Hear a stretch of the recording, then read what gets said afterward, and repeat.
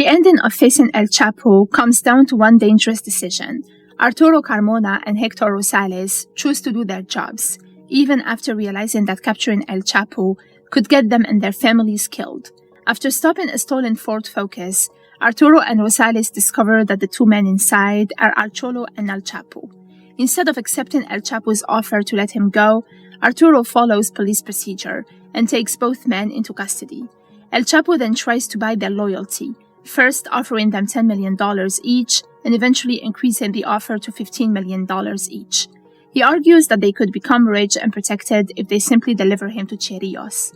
Rosales refuses, revealing that after 29 years in the police, he'd rather see El Chapo go to prison than take his money.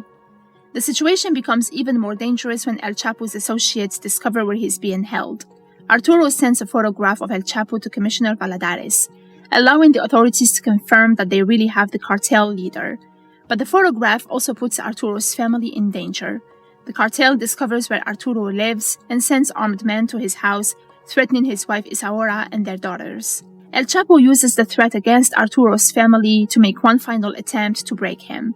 Arturo hears a gunshot over the phone and believes his wife and children have been killed.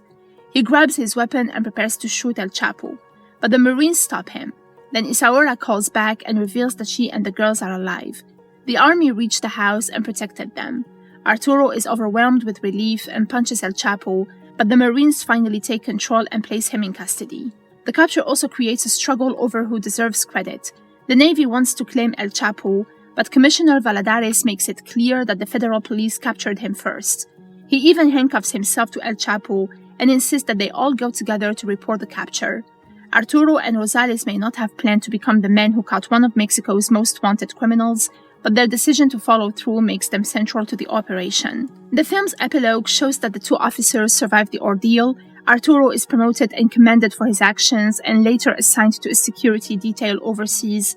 Rosales is also decorated for bravery and postpones his retirement so he can continue working.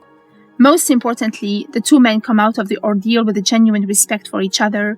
They joke about how reckless they were to put themselves through such a dangerous situation, but they also recognize that they survived because they stood together. The capture is only the beginning of the end for Guzman. He's eventually extradited and in July 2019 sentenced to life imprisonment plus 30 years. El Cholo is also extradited to the United States for drug trafficking and firearms-related crimes. The ending, therefore, gives Arturo and Rosales the victory they risked everything for. They refuse El Chapo's money, survive the cartel's retaliation, and help bring him into custody. The final irony is that two ordinary police officers who were simply doing their jobs suddenly find themselves at the center of one of the biggest drug bust captures in modern history.